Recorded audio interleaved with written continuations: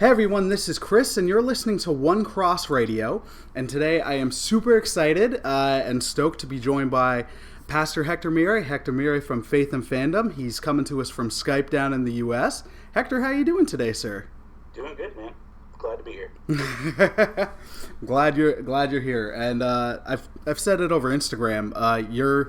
You were one of the inspirations to me in getting to do this. I'm super into fandom stuff, lifelong Star Wars fan and all that, and I write about stuff, but a friend of mine introduced me to you, the Faith and Fandom books, and how you look at it and find the gospel and Jesus through comic books and stuff in a way that's not forced and authentic. So I'm like, I gotta hear more of this guy's stuff.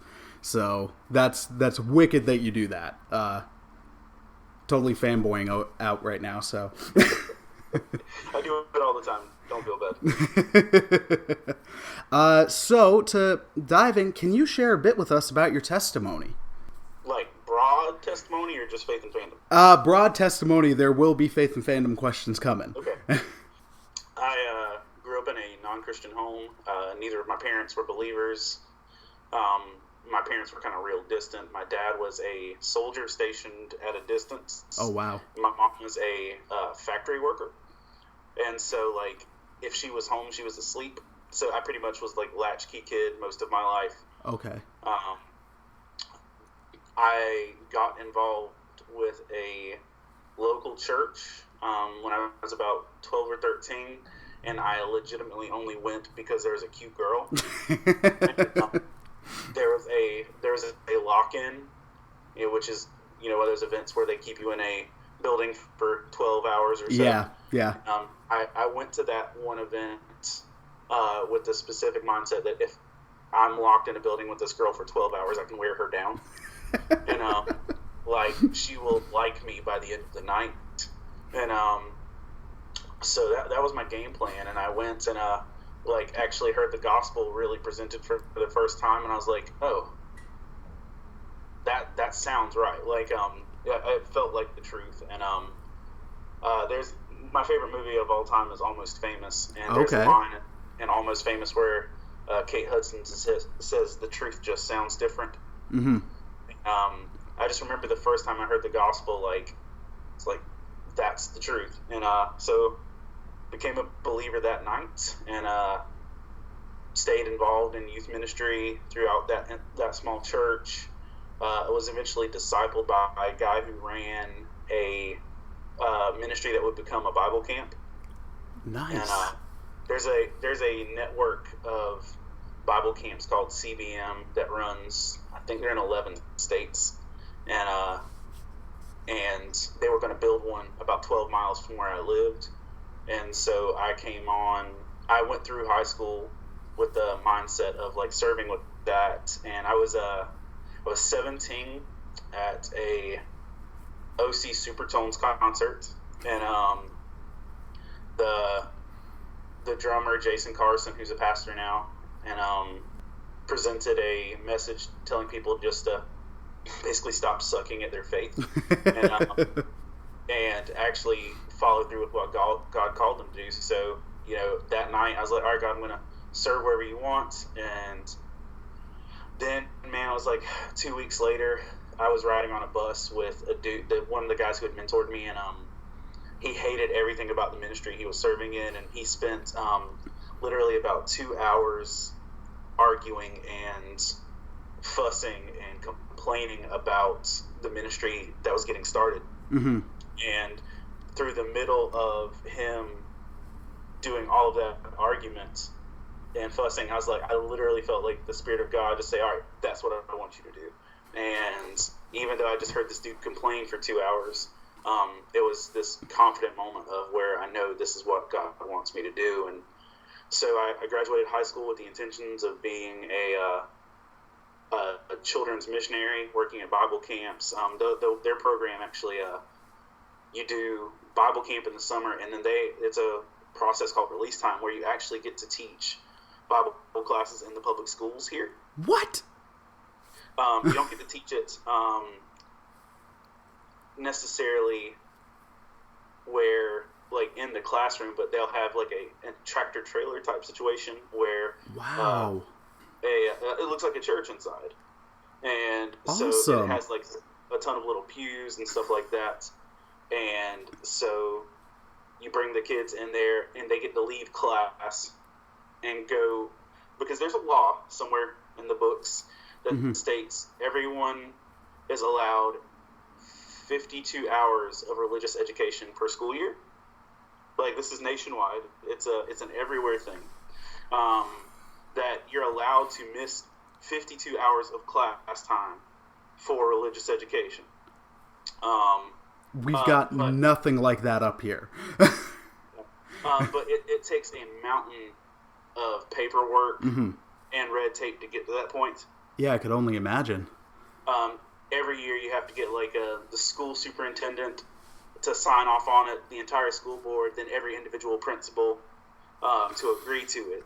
And so it's, you know, that was the thing that I got involved into. Like, we ran, you know, I knew I was going to get involved in that, and went right out of high school into Bible college, started teaching those classes, running camp, and I was a camp director for about 9 years, and mainly focusing on teen discipleship and student ministry in that way. And somewhere around there, I got involved with a college ministry, doing some part-time stuff with that, and eventually became a college pastor, and started a college ministry at the local university, and did that for, altogether college-wise, did 11 years of campus ministry there. And, oh my goodness.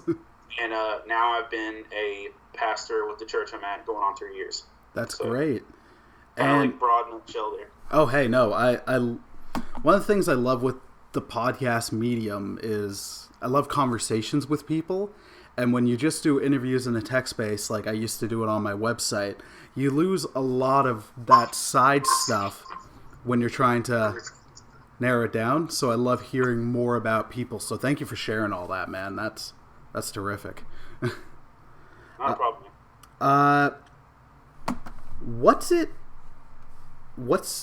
How's your church involved in the community down there? You're part of Vertical Church, and I know I've done some loose looking up online, but it's multi-site, or? Okay, so the way our church works with that is it's one church in 3 locations. Nice. So we have our main location, which is in Lumberton, North Carolina. We have a location in Bladen, not that these locations matter. We have 3 locations, like you're going to show up at these places. But we have 3 locations that are about 20 miles apart in different communities, but they're vastly different communities. Right. We have a location that's on a college campus, and it's the same college campus that I was a campus pastor at for 11 years. That's pretty cool. And that's actually why they kind of reached out to me, is because of my connection with that I had that connection with them already to be able to establish that on the college level. So they wanted to be able to tap in together with that. But we have one main communicator. Okay. And so the way that works is, like, my church, my Lumberton location, has a service at 9 and a service at 11. Then 20 miles down the road, there's a service at 11 again. And then that evening, 6 p.m., there's a service at the college campus. So at 9 o'clock, there's the main communicator, whoever's communicating that day, whether it's me or anybody else, will speak at 9, and either a video of 9 o'clock goes to the 11 o'clock or stays where we're at. So it's a coin toss every other Sunday. So 11 o'clock is either live or video. Wow. And then 6 o'clock in the evening is always live. And but like, my job as the location pastor is that to specifically take care of and shepherd my congregation, right, our Lumberton congregation. And if someone's sick, if there needs to be done, putting us involved in the community, doing all of that just to be able to to watch out for that, because it's really easy if we're moving across all these different areas for people to fall through the cracks. And so they set that up specifically so that nobody falls through the cracks. And that's great. I'm also in charge of our social media. I'm in charge of some of our outreaches, and kind of all over the board with that. Right.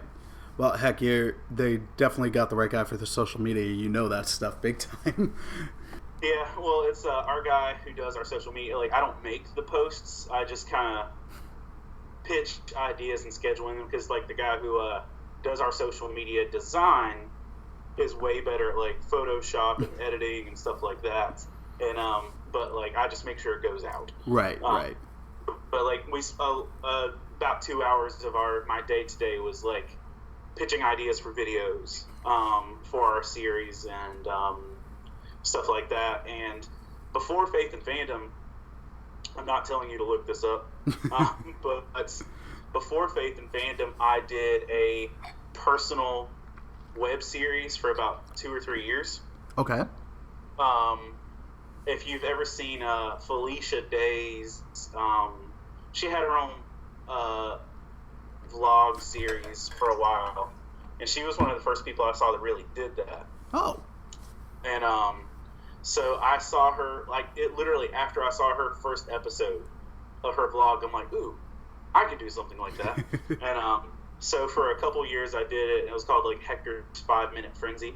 I would always do, like, a 5-minute quick vlog and have, like, a 1-minute devotional in each one. Awesome. And, like, I'd travel around and do that, and it was actually that web series is one of the main reasons my church wanted to hire me. Like, I did a stupid web series for fun, and the church, but my college connections and that web series actually kind of prodded them on to be able to want to hire me. That's the Lord's using you to engage in different ways, man. They're like, we can't do that, but that cat can. Let's get him. It's one of those things. I wanted to be involved with this church when it launched. It launched 7 years ago. Mm-hmm. But I didn't hear about it until I'd already taken a full-time pastorate position with the college church. Right. And I got hired at my church 2 weeks before they announced this church. And I was like, oh. And I was like, and I wanted to be I wanted to be a part of that, but I knew I was where I was supposed to be. So mm-hmm. I think the timing worked out well. The season I came in this church was pretty much as good as it could have gotten for me, and for me to fill the right roles and everything. Perfect. Thank you. So, are there any specific pastors or theologians or even artists that you learn from that you'd recommend for people? All right. C.S. Lewis is a big one for me,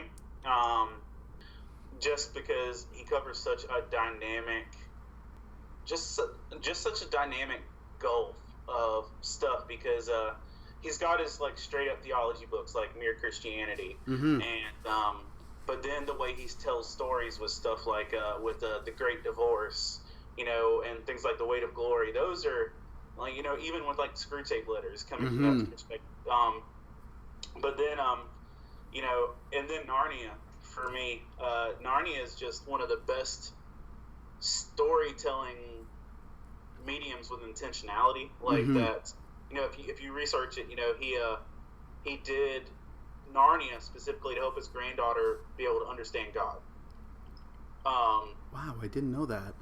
He wrote Narnia basically so his granddaughter would be able to understand the gospel better and put it into a way that she could digest it. Mm-hmm. And it's things like that, and the fact that he sat at a pub with Tolkien, and they discussed their writings together as they were going, and stuff like that. But then like, even for me on a theological level, I went to Bible college, I did all of that, and then but like the Last Battle helped me understand things that I couldn't learn in Bible college, mm-hmm. like Book 7 of Narnia.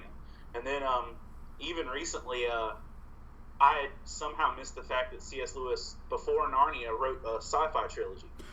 Yeah, I haven't read it. I have one of the books, and I know that like, I'm an Iron Maiden fan, and one of their songs was based loosely on the book Out of the Silent Planet. Yeah. And I'm like, what? And, you know, I read the first book, and it was, you could tell it was sci-fi before sci-fi was a thing. Because when it's talking about the space travel and everything else, and I'm reading this, and I'm like, man, this was pre-Star Trek. This was pre-everything else. This was pre-everything we know sci-fi. And the fact that in a lot of ways C.S. Lewis was like an originator of sci-fi as a genre. But then the second book in that series, Paralandra, it had some of the most vivid and beautiful just portrayals of word to image I've ever seen. Like, it's one of those things that when you read it, you think they can't possibly turn this into a movie. Like, like, I know, when I was reading Ready Player One, I didn't expect that to be able to be made into a movie, and it's going to be. But this is like, even beyond that, I don't think it's one of those stories you could actually translate. But C.S. Lewis is a big author, theologian that really motivates my heart. Certain Donald Miller books, you know, I can't 100% subscribe to everything Donald Miller believes or stands with theologically per se, but the fact, the way he shares his stories, even if I don't agree, they challenge me into my own thinking. Like his book Father Fiction, which was originally called To Own a Dragon. Total weird name shift. What? But it was a book on dealing with like having dad issues, about growing up without a father, what that does to people, and so I read it when it was To Own a Dragon, and then somehow or another that book got him a job working for Obama on a task force for fatherlessness in America. What? Yeah, which is why the name shift in the book, because, you know, Obama hired him because of Father Fiction. Yeah. Or because of To Own a Dragon. But they're like, hey, if we're going to put, like, the presidential approval on this and everything else, let's come up with a less fantasy-sounding title. So Father Fiction became a thing. Yeah. But, honestly, his most recent book, Scary Close, literally changed a lot of my heart and motivation in relationships. It's a book on being authentic in relationships. Let's see, who else? Francis Chan, everything he's done. Fran Chan, the man. John Acuff's stuff that Christians like. Oh my gosh. I know he's done a lot. Yes. I've loved all of, I appreciate all of his, self-help stuff, like start, finish, and do-over. Good. High five. I get that. But stuff Christians like is my jam. And thank you for saying that. I've been recommending that to people. Just like, you're on the inside joke, but it's so funny but thought-provoking and convicting at the same time. And like, it doesn't set you up for it, because you're like, oh, I'm gonna have a laugh while I read this, and then that makes you comfortable, and then you're just walloped a couple times. And there's enough good humor in it that it makes a really big impact. Yeah. And so, and if I could say Bonhoeffer, Dietrich Bonhoeffer, the guy who did The Cost of Discipleship, dude, just reading about this guy's life, like, I don't know if you know much about Bonhoeffer, but I don't know as much. One of my buddies will, when he hears this later, be like, okay, we're having a conversation. But I meant, like, he was one of the guys that tried to assassinate Hitler, and like I don't remember the name of it. There was a Tom Cruise movie a little while back about an assassination plot on Hitler. I remember, yeah. I just don't know the title. Yeah, I don't either. When it was a thing with a briefcase and dropping it off in a closed room. Right. That's actually Bonhoeffer's story. Bonhoeffer was a spy evangelist. Like, he was part of the Christian church that was like one of the greatest teachers of theology, but he also tried to kill Hitler. I'm waiting for the Kingstone comic version of this story, because But and that's one of those things. Bonhoeffer stuff, and I love Bonhoeffer. It's super challenging, and then Ravi Zacharias. I like listening to him. Mm-hmm. I can't read his books, just because I following his tone and his pattern and hearing it is a lot different than reading it. I'm the same with Matt Chandler. I really love his stuff. I can listen to it. He, like, a friend of mine's like, he writes like he preaches, but there's a difference between hearing it and then trying to read it. I was struggling to get through the first chapter. I'm like, this is dense. I can understand it better when I hear it. Whereas Francis Chan, he's the same, but his writing style is also very accessible. Yeah, it is. It really is. Yeah. Well, thank you for sharing those, man. Like, I got more C.S. Lewis stuff to check out, and Bonhoeffer. Well, it's honestly, like, most of the good theology I picked up on because of bands talking about them. Like, the O.C. Supertones were a band I really loved when I was growing up, and like they talked about reading C.S. Lewis books. Right. And, then I think they might have also talked about Bonhoeffer. I don't know. But it's one of those things that I picked up on some of those because of that.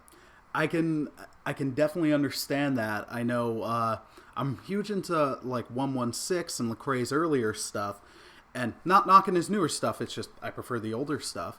And with that, it made me so much more interested in checking out Dr. Piper. And I love John Piper. I love his stuff. I don't always agree with the conclusions he jumps to, but it's still something that I can get a lot of and grow from. And the music they were doing was like dropping specific references to that as well. So yeah, absolutely. Yeah. Not shooting down Piper. Listeners, don't go on me. Let's talk about Faith and Fandom, man. When did it start, and kind of how did it come about? Because the first book, and I think you wrote in it, you were saying it was a collection of essays that you had done over the years. Well, primarily, I'd say the real start of it was June 2013. I had gone to but it was the first Comic-Con I ever went to was a big one in our region called Heroes Con. It's one of the biggest. It's the biggest in the Carolinas. But I'd gone there for 3 years, and my third year, I had made some acquaintances and people that I knew there and stuff, and it just really hit on me. I was like, man, there is like zero gospel presence here, and and that's the thing. The friends that I had made doing it, like just going to the shows, like I knew there were other believers, like I knew that there were other Christians, but there was nothing that could connect their fandoms and where their heart was with God, and I thought I should do something about that. And prior to that, though, I guess the seed was planted with the show Firefly. I loved Firefly a lot, and Shepherd Book is one of my favorite fictional characters. And I thought, being that Joss Whedon is such a stout atheist, but at the same time to write such a well-represented man of faith, I was like, I feel like there's a lot to learn from this. And so I got the idea, once I'd got through Firefly, which was probably like 6 years earlier, like 2006 maybe. I got into it right after the movie, when the movie came to DVD, when Serenity came to DVD. But I just had this idea I was going to do a devotional on Firefly, just on Firefly, and call it By the Book, A Shepherd's Guide to Firefly. And that was my idea, but I was like, I had like 3 ideas, and then I was like, no, I don't have time for this, or I don't want to do it. At that point, I was pretty heavy in camp ministry and everything else I was doing, and married, and I think at that point I already had a newborn, I had 2 kids at that point. Gosh. Oh my gosh. So I had 2 kids, marriage, everything else. I wasn't really thinking about it. But after that last time I went to Heroes Con, it really hit me that there's a void here and I can fill it. Mm-hmm. And then right after that, I got tapped by a Bible camp in Tennessee that asked me if I would come do a week of camp, and that their theme was superheroes. And they said, and I told them, I was like, well, do you want me to do, like, call people in the Bible superheroes, or can I actually do superheroes? Yeah. And they're like, no, do what you want to do. And so I had already gotten that notion of, like, I'm going to do this book, I'm going to get this out, I'm going to take this to Comic-Cons. And so I wrote my whole week's messages for that camp specifically to be the first the first installment of Faith and Fandom. So actually, the first 8 chapters of book 1 are that summer camp thing. Interesting. So like chapters 1 through 8 of Faith and Fandom Volume 1 were exactly word for word, verbatim, what I did for that summer camp in Tennessee. And so that was just the superhero section. And then, I sat down and I took those 3 Firefly ideas I had forever ago, mm-hmm. and did that. And I was watching Battlestar Galactica at that point, and a few other things, and all the other stuff that I was going through. Oh, and I'd just gotten into Doctor Who. And so... Doctor Who. Yeah. And that took my family. That's probably my family's biggest thing now. But, that was kind of the start of it. It was that I saw this void at this con. It's the only con I'd ever gone to at that point. And I saw this void and thought that I could fill it. But I didn't think it was going to be an ongoing thing. Mm-hmm. I thought it was going to be, I'm going to do this, make this, and I'm going to take it to one show, and it's over. Right. Like, literally, that was my game plan. It was like, all right, I went there in June. I was like, all right, 1 year from now, I'm going to show up with a book. I'm going to bring it to this event. I'm going to do this outreach, cash out. Thought I'll be done. So I worked on it, published the book in January because I had no idea what I was doing, and went through the process. I spent like 6 months trying to figure out how the publishing process and everything else.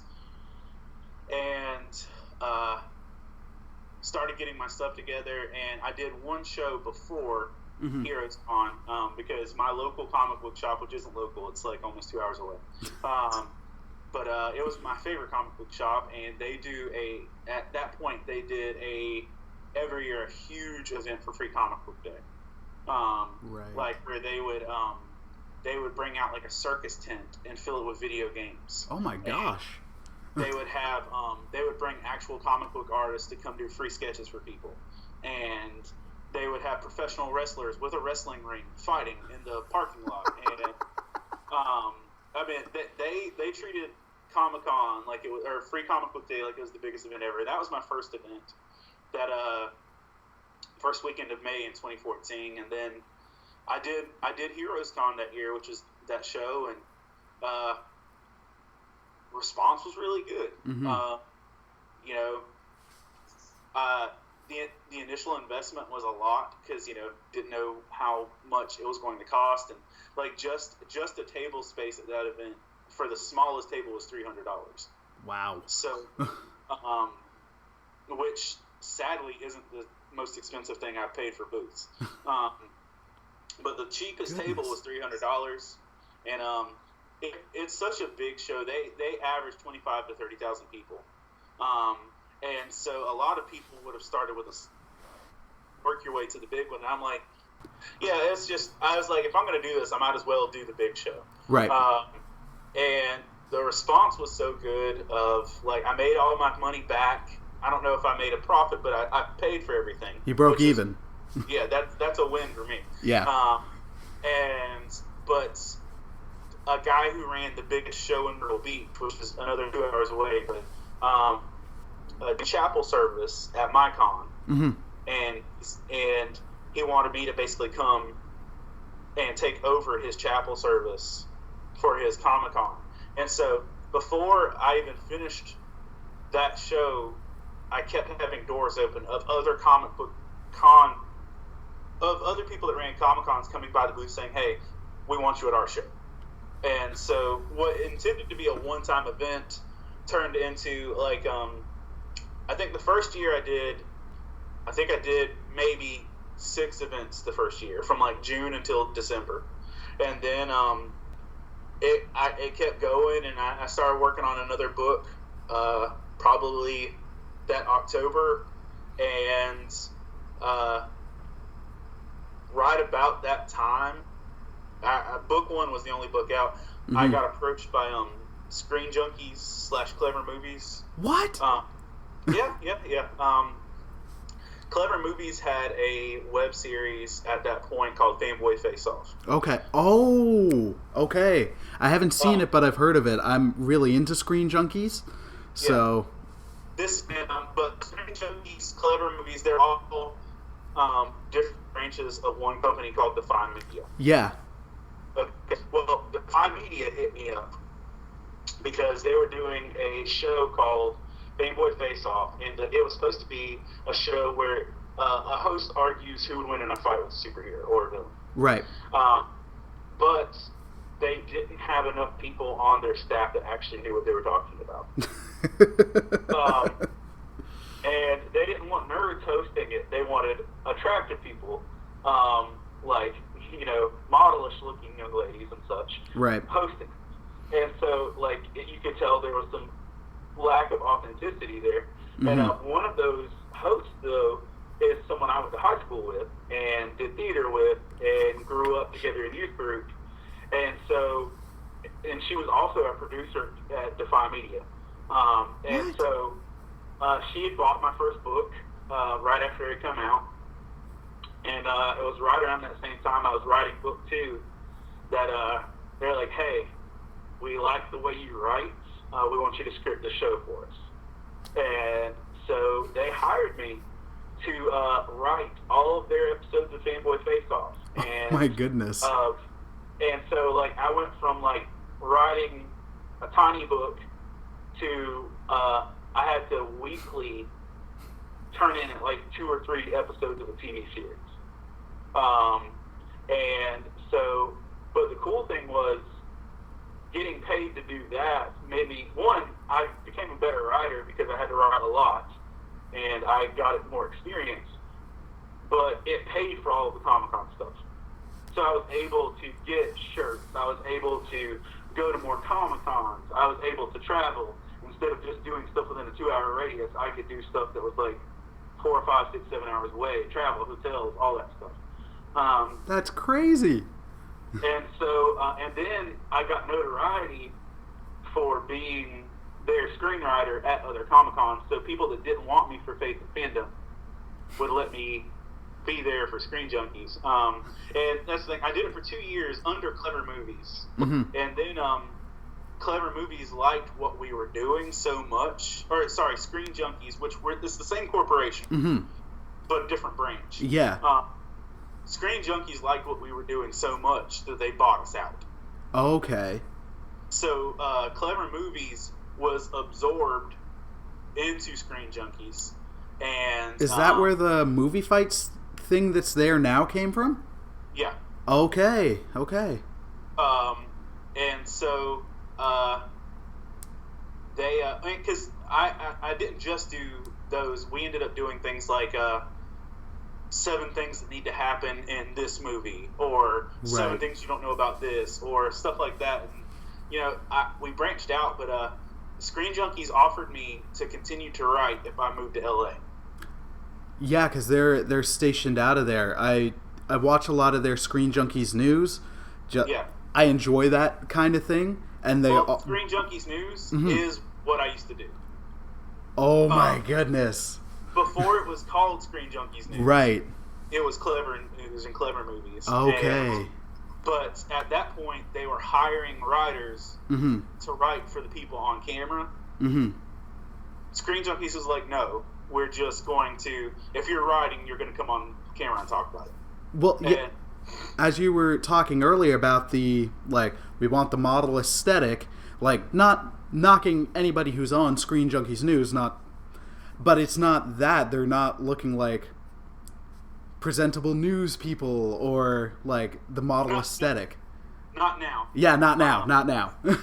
But when it was Clever Movies, they wanted, you know, attractive hosts. Right. They wanted girls that were going to get clicks. Yeah. Yeah. And that's good marketing. That's not a bad thing. But I think the nerd and geek community has, you know, they buy more into authenticity than they do shiny packages. Yeah. And so, but that actually, I got to a point where I really wanted to quit doing this altogether after book 2, just because I was writing like it was a full-time job, because I was writing for Clever all day long when I had free time, to the point that it felt like a burden to do the books. Right. But I was doing the screenwriting so I could do the books. So I had to get an attitude adjustment. And I mentioned something about, you know, I feel like this is going to be my last one. And a girl who had read my books, I only had 2 at that point, a girl who had read my books heard that, and she chewed me out royally, in the name of God. She's like, don't you freaking dare. This changes lives. And like, she reamed me bad. And like, I was like, all right, fine, cool, good talk. Reamed you bad, but in love. in love. But in love. And so, you know, just kept going. And, you know, we've been doing this now for 4 full years, going on our 5th year of actual cons and everything. Mm-hmm. And we're at like 28 Comic-Cons a year now. Which is crazy. So, you know, it's, and some weekends I'll have 2 shows in a weekend. Like, I'll do different stuff. And out of those 28 shows a year for, you know, at least 3 years, I've only not been present at 2 of them. And there were 2 shows that I had friends take a version of our booth with them. And, you know, so it's a lot of travel. It's a lot of weekends. Mm-hmm. And, but it's going good. And just, it's been one of those great things of seeing impact slowly. Yeah. And, because, you know, it's one thing for people to buy a book and take it home and, you know, to come back, read it, stuff like that. That's an impact all on its own.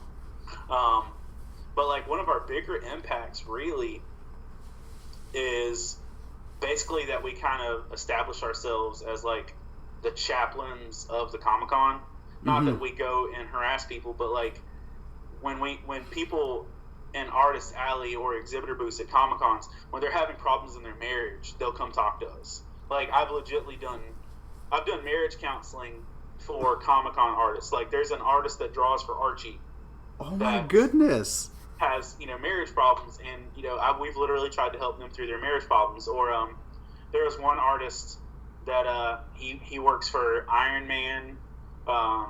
He's currently working on some stuff for Venom, and, you know, like, he's involved right now working for Marvel. And, you know, there was that first year,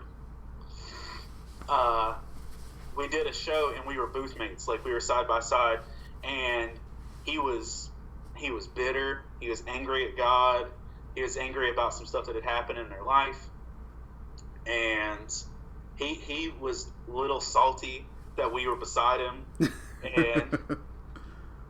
but like, we had some like genuine good conversation and tried to encourage him. Like, man, within a year he had turned back to God. Within a year later, he was active in church, and within that next year, this year we're in right now, he's like actively serving and doing like evangelism at the cons, and to the point where like we're supposed to collaborate this year to work on a book together, like where I do some writing and I get like an actual Marvel artist to draw things. That's amazing. And so we've got like a small clique laundry list of people who have like actually been impacted and done that. And then like I mean, there's little things like there was a couple that found our books online. I'd never met them, and they drove almost 6 hours to hear me speak at a Comic-Con. And then they got married probably 2 years after that, and they asked me if I would read a chapter from one of the books as part of their wedding ceremony. What? So there's a chapter in book 2 on Doctor Who and things I've learned about relationships. Yeah. They had me read that chapter as part of their wedding ceremony. And so, I mean, it's been one of those things where, like, it's still a lot of work. It's still a grind. It's trying to do it, but, like, there's been so much fruit and things have come from it that, you know, I'm going to stay with it until God tells me to stop. Thankfully, the church that I work for knew I was doing this when I got hired. Yeah. And so I was like, look, just where are we at with this? If you hire me, are you down for the cause? And, you know, they're supportive. In fact, this past summer, we did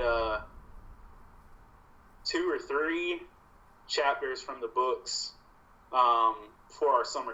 We did a summer blockbuster series. I saw on the website, I hadn't gotten a chance to listen. I was trying to look through because I'm like, I love your stuff written. And I'm like, I want to hear you preach. And the other pastors as well, because it's good to be fed. But like this past summer, we did that summer blockbuster series.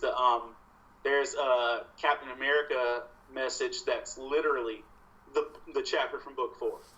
My gosh, like verbatim. And then there's a Wonder Woman sermon from that same series, which is the Wonder Woman chapter from book 5. Which comes out next year. Yeah, that'll be out in May. This year, right? Yeah, I'm still thinking it's last year. Yeah. And that's one of those things I had to edit. Like, I had already written out what the idea I was doing for the book, but I had to edit it because I couldn't do spoilers for Wonder Woman in the sermon. Yeah. So I had to change it a little bit because the movie was too new at that point. But yeah, it's just my church has embraced it. My wife is good with it. My kids understand, and that's one of the things that my kids are getting older, and you know, they're getting into having their own plays and dance recitals and competitions and stuff like that, soccer games, and I'm scaling back on some shows just so I can still be here and like not miss my family, because it would be stupid if I keep doing this and miss out on my family. Yeah. So it's learning to balance all of that. That's awesome, and that's a humble thing to share, man. Thank you for doing that. And the other stuff, I'm like, sorry, I just knocked over a thing that was charging my phone.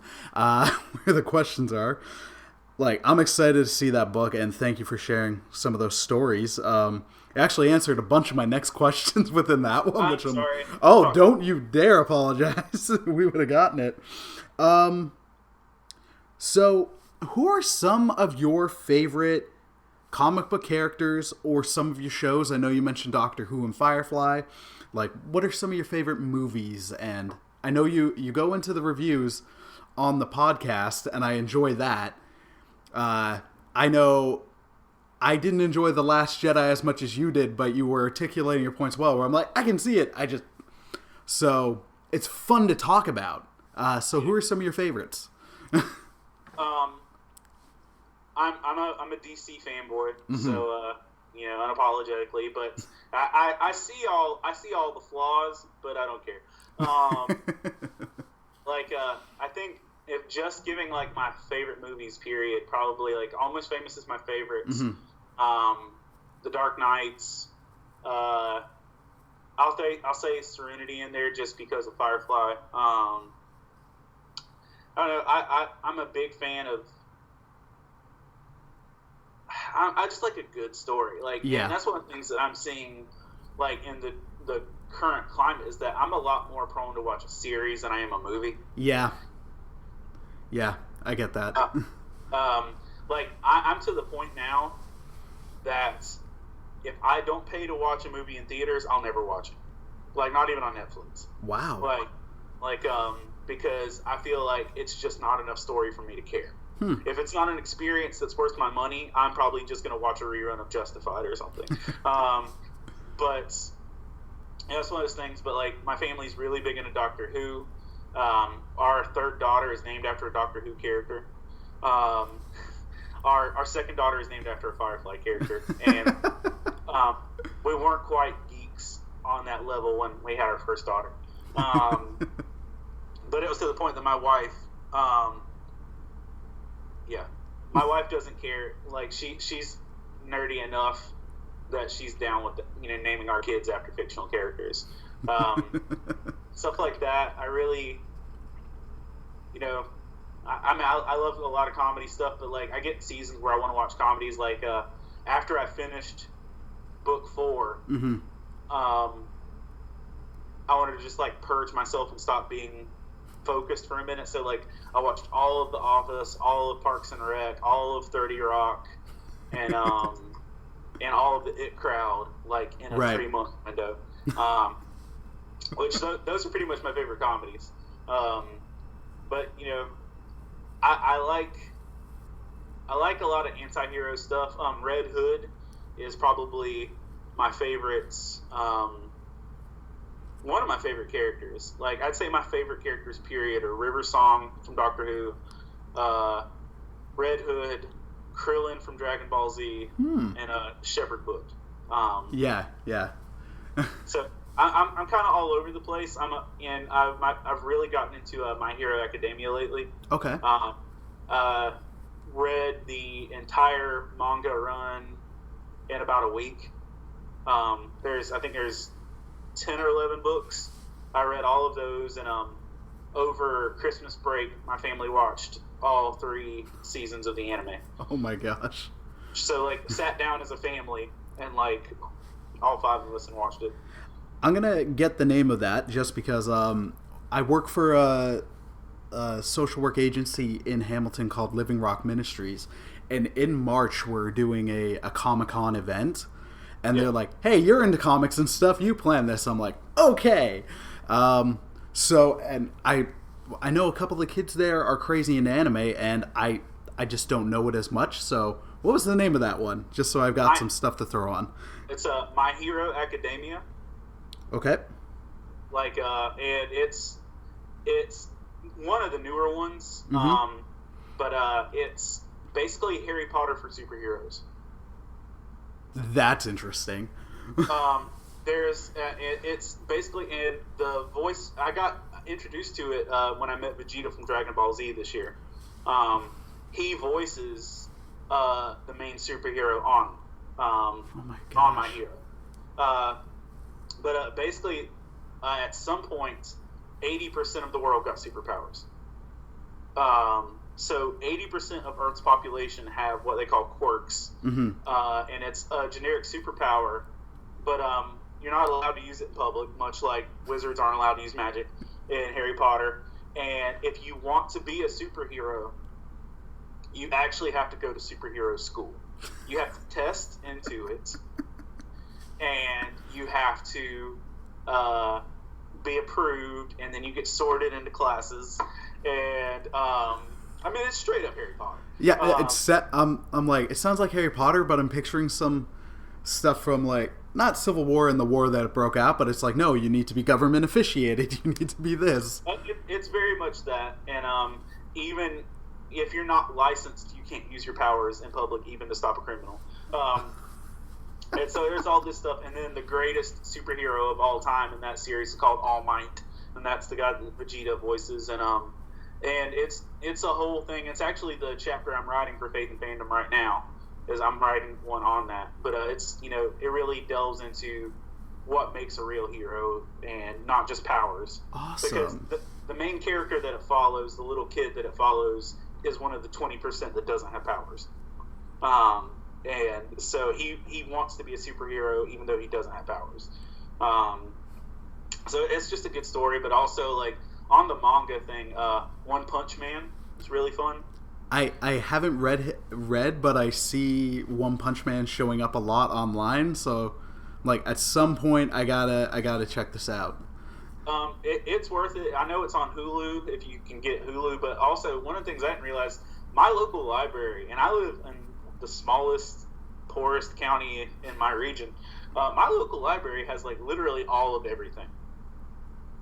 Nice. Nice. Like so every manga I could be familiar with was there. But so I've gotten a lot more anime and manga in the last year than probably the rest of my life. Like I did Attack on Titan, My Hero, One Punch Man, Death Notes. Yeah, so a lot of that. Awesome. Thank you for sharing that. And heck, like I said, now I've got something to take to work with me as well, which is great. And I haven't seen many anime shows. Manga I've gotten into because of the Zelda ones, where yeah, those are really good. Oh my goodness, yeah. Like I got to play Ocarina of Time and Majora's Mask because I had an N64, and then I had a GameCube, but I wasn't gaming all that much. So, and now I've got a PS3 and PS4 because of the Arkham games. That's why I have those systems. Yeah. And then seeing that it's in that comic format or similar one, I'm like, I love that medium because then you get the art, but the way to tell the story. And now I'm like, man, I want all the Zelda games in this format. Just sorry, I think I have Ocarina of Time one. I don't know if I've gotten any of the rest, but I really enjoy reading them. Yeah, I just read the one about Four Swords, and that one was really, really solid.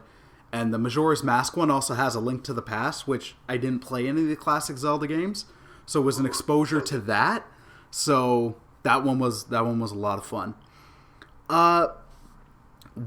You've actually touched on the con circuit and just like some of the awesome experiences and some of the response. What has been the response to Faith and Fandom and the growth from within the church and also from without it? And within the church, I mean, like it's an out of the box kind of from the normal quotations ministry. So I know with a friend of mine who's got one going for board games, Cardboard Koinonia, he's gotten a lot of support. But then on the flip side, at points someone's like, "Well, this isn't a real ministry. You just want to hang out," kind of thing. So like discouraging a bit. Where it's so yeah. What's that response been like? When I first started this, like I didn't know of anyone else doing anything. Mm-hmm. Like just being in my bubble, I wasn't aware of anything else. And since getting started and getting more involved, I see that I'm not the only one that thinks this way. There have been and even in the last 2 years, there's been a boom in it. This is becoming more of a norm. Like point in case. In my first book, I talk about Breaking Bad. Not exactly nerdy, but it's what I was watching at the time. There's science that counts. And just thinking of the meme. Yeah. And so I had Christian bookstores that were interested in carrying my books. And they got my books in the first book. But then they returned them when they realized that Breaking Bad was it. Even though I'd listed it and everything else, they wanted to return it because that wasn't a bookstore, that was a church. They wanted to use it for curriculum, and but they returned it because it had Breaking Bad in it. But then, literally, man, like 2 months later, we're at Winter Jam, big music festival, Christian music festival turns around. And that year at Winter Jam, they used clips from Breaking Bad as part of the gospel presentation. And from where I was sitting, I could see that church, their group that had returned the books because of Breaking Bad being involved, clapping and applauding the message. I was like, it's not that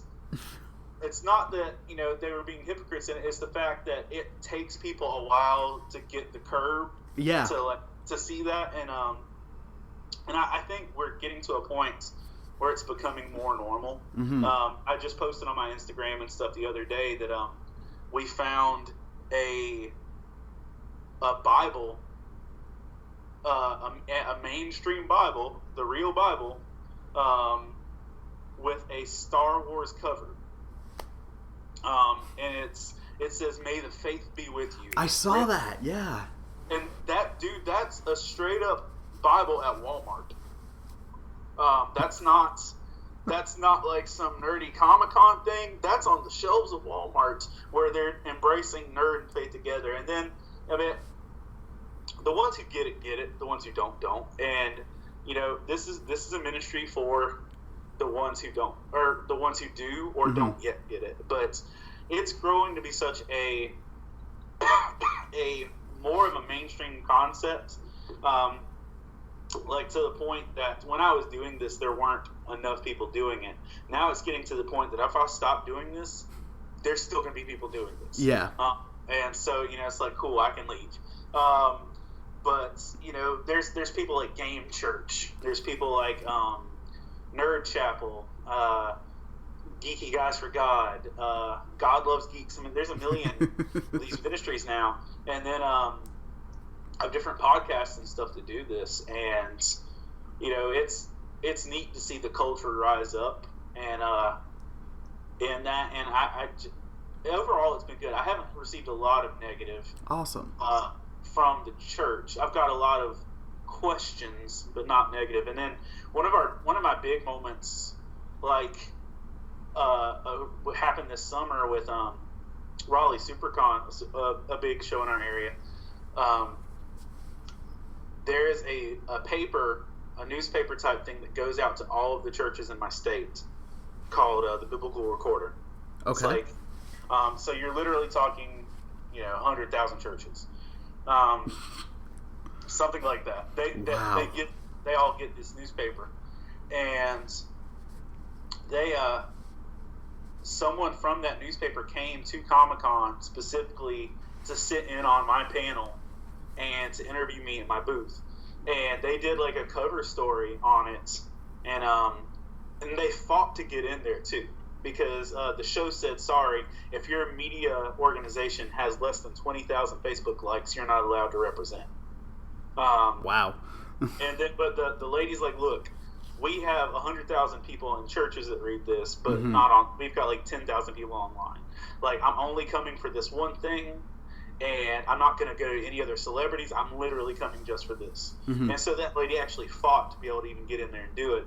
And so, the same churches that were looking at me like a weirdo, or thought I was the devil, or I'm trying to corrupt children, or anything else, whatever, the same ones that may have had the negative concepts, all of a sudden when it's handed to them in their official church paper, they're like, oh, look at this valid ministry. And so, man, it's been that, and surprisingly, we haven't gotten a lot of ugliness from the con circuit either. Praise from God. Like non-believers. I'm probably still on one hand the negative occurrences. Wow, maybe. That's awesome. I may have just branched over to two. Like I had one guy, shake my table and try and knock all the stuff off once, like out of anger, and it's probably been less than 7 negative occurrences out of like 250 shows. So I don't know if there's been that many, however many, 28 times 4, I don't know, like 150. So we probably had less than 7 negative occurrences. That's awesome. We've only had one con straight up say, no, you can't come. Okay. And so like out of, when we sign up for shows or stuff like that, we've only had one show actually tell us no, because they just didn't want Jesus stuff there. And I'm like, okay, fine, fair enough. But we do get shows now that call us specifically because they do want us there. Right.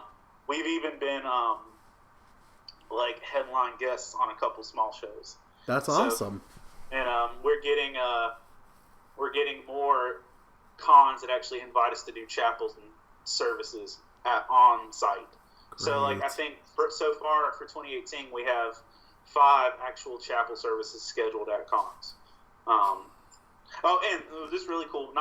One of the next shows I'm doing, like 2 or 3 shows from now, we're actually marrying a couple at the Comic-Con. What? On the stage floor of the Comic-Con, in the middle of everything, and they're getting married in cosplay. Oh my gosh, that's awesome. And so they're actually going to like announce it, like, hey, everybody come be a part of the wedding. So I get to do like a legit wedding at a Comic-Con, and so that'll be a first. But yeah, and it's dudes that I've met doing Comic-Cons, like this couple that's like, I know them as cosplayers, and actually we have a soundtrack mixtape, and it's the guy who does the spoken word on that is the guy getting married. Oh, cool. And so it's been neat. But the church response and the culture response is like, we've got a lot of I don't understand it, but we haven't got a lot of ugliness. I mean, but then like literally, I live across the street from a church. Like right out that window is an old school, super conservative Southern Baptist church that thinks I'm the devil. Right. Like I'm pure Satan, and I can take that because I know the lives that are getting reached, and and what that's doing. So I'm thrilled to hear the responses, and that you've shared how Faith and Fandom has been reaching people.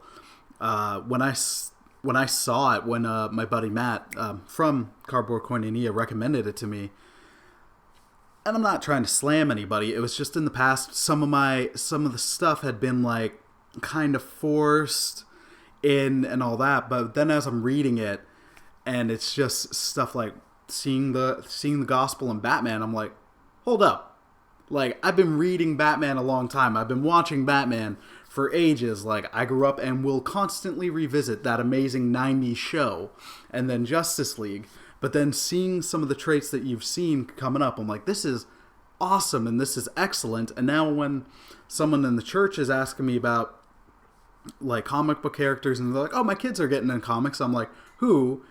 I've got another thing to point them to and be like, hey, here's a conversation that you can have with them if you've read through this book. Because also we're every parent's favorite booth. Kids might hate us, but every parent loves us. Oh, well, and then, heck, the fun you could have with even that chapter alone from book 3, like the 4 most Deadpool moments of the Bible. Like, I was cackling as I'm reading it. I'm like, perfect. If I saw some parents responding to Deadpool, I'm like, how did you miss that this was an R-rated movie? They went out of their way to do it. Where now it's like, hey, here's how you don't take them to Deadpool, but you can be like that. That was excellent. Thanks, man. So then the final question I have is, what would you say to someone who's thinking about pursuing a career or a vocation in ministry, be it the traditional sense where it's like, I want to get into youth ministry or at a camp, or something now, even though it's becoming more mainstream, something more outside the box, like you've done through Faith and Fandom as it's grown?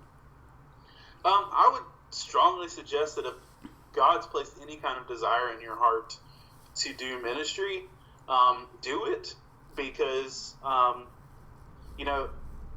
outside of the ones that do it just for a cushy job or stuff like that, which very few ministry jobs are cushy. Yeah. But if God's placed that desire in your heart, it's probably there for a reason. And I would say that we all have a unique voice and a unique place in the world when it comes to what we're interested in, what we're skilled in.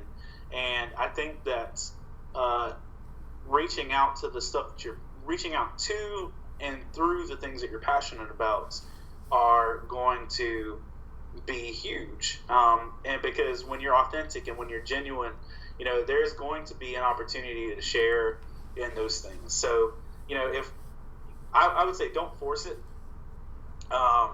Don't push it, and be patient with that. But, God's, if you really do have that desire, then I think you pursue it, and don't compromise though, because it's going to be really easy to compromise sometimes to get something close to what you want, but not what you really want. Just if you know what you need to do and what you're called to do that. Because it's even one of the things with Faith and Fandom, my books aren't in Lifeway.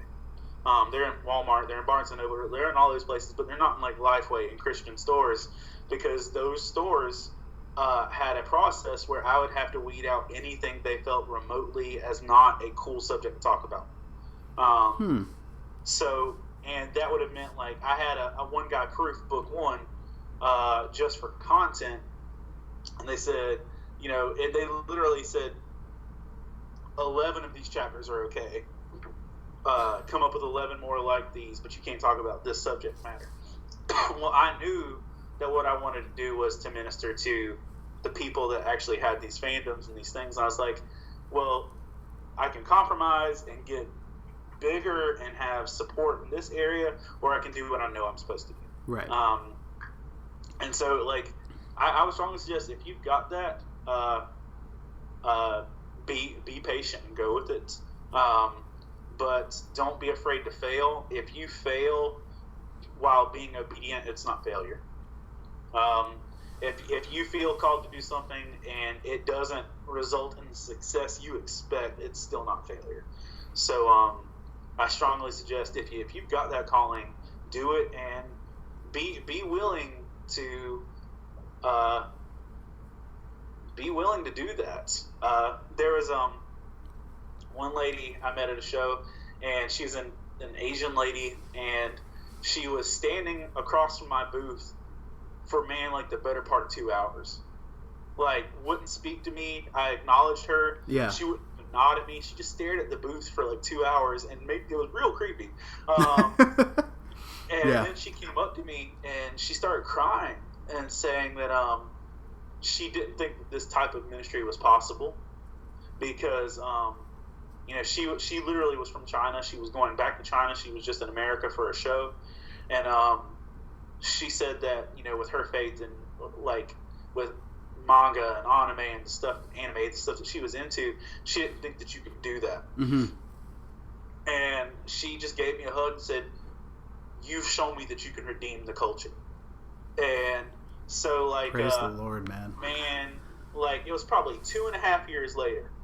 Like, I hadn't heard from this lady. She had all my contact info. 2.5 years went by, and she hit me up, and that she had pursued it. She went back to China and she pursued it, and she had like 10 volumes of like manga that she had produced, like, that present the gospel. That's in awesome. Storytelling form, and not like Bible stuff. Just like, it was very C.S. Lewis-y, of like bringing the gospel in through that. And like, she'd already, like, in that 2-year window, she put out 10 volumes. But she had, and that's the thing, she had that calling to do it, but she hadn't seen anyone succeed at it yet. Mm-hmm. So she was scared to do it herself. So I'd say that if you know you're called to something, don't be afraid if no one's succeeded at doing it yet. Mm-hmm. And if people have succeeded at doing it yet, or have already succeeded at doing it, don't let their success be a deterrent to you trying. Mm-hmm. Because I firmly believe that it doesn't matter if a million other people have had your same idea, they don't have your voice. Right. Like right now, I could lay out 5 or 6 books that are like my books now. Mm-hmm. Does that mean that they shouldn't do it because I've already done it, or because they've already done it, I should do it? No, it means we all have our different voices. Yeah. And they're going to reach different people. And so if you feel called to a ministry, find the unique aspect of you and your desires and what God has equipped you for to be able to do it. There is a really cool book from Max Lucado called Cure for the Common Life. Mm-hmm. And in Cure for the Common Life, it's almost like a formulaic thing about finding your ministry sweet spot, about where you'll be most happy in life, but not like a self-help happy, but like like what you'll be most, it's like, and it's what you feel skilled in, what you're passionate about, and where you feel God move, and like finding where those 3 things intersect as a guide to where you should be in ministry. And that was a real encouragement. Like, reading that book was a real encouragement for me too. So if you feel called to ministry, and you're either crazy or God's calling you, so follow it. Either way, keep going. Awesome. Well, Hector, thank you so much for doing this interview and indulging. And I've loved getting to chat with you, and I feel like I've gotten to know you more, and you're somebody I look up to, and I pray for your ministry, and I know others up here in Canada, friends of mine, do as well. So thank you so much, man. Thank you for having me. I've really enjoyed talking to you and getting to share with you, man. Awesome. Well, and we'll be praying for the next volume of the book and all the cons. And if ever you come up to Canada, let me know. I'm going to make sure I'm at that con. If I come to Canada, you will be the first to know. Oh, yes. And then should I ever be down in the States, I don't get down there often. The only times I've been is shopping over in Buffalo, because I don't drive yet, and when I've had the blessed opportunity to go to Urbana and T4G. So should ever I get back down, I'm going to be like, hey, where you at? What cons you doing? I'm trying to work in Angle right now to get to Canada, and it may not work. Yes. But Zachary Levi from Chuck and Rapunzel or Tangled and all that stuff. And isn't he also going to be Shazam? Shazam, yeah, or Captain Marvel, but we can't call him that now. No, it's that name's dead. He's Shazam now. Right. Okay. They lost that name in a legal battle. Yeah. But he's actually in Canada right now filming for the next 4 months. Okay. If you follow his Instagram, he's been in Canada since before Christmas. Okay. But he's in Canada at least until April filming Shazam. Where are they filming in Canada? I don't know. I'm Great White North, man. I don't know. But that voice killed me. I met him at Dragon Con this year, and we talked about Faith and Fandom. I gave him a copy of book 2 because there's a Chuck chapter, and I've been hitting him up on Instagram, and I'm if a con happens somewhere in the next 4 months and he's there, I'm hoping we can work something out. Yeah. And, who knows? I don't think Zachary Levi's going to magically fly me to Canada. That'd be the best way to get to Canada. Fingers crossed, though. Fingers crossed, man. Awesome. Well, thank you again. And what I'm gonna make sure I do is, because I post this on Podbean and then also on my website. I'm gonna include the links to the Facebook, the Instagram, because I'm loving all the stuff on there. But also for the books, I know they're up on Amazon. So especially for Canada, I'm gonna link the .ca websites. So, okay, awesome, man. Awesome. All right, well, thanks so much, sir, and God bless, my friends. And thank you, listeners, for listening, and make sure to check out the Faith and Fandom podcast, and also hit up their Instagram, and you can check out what Vertical Church is doing on their website. I'll include that link as well. Thanks for listening, and God bless. Hector, buds, take care, man. All right, see you later, dude. See ya.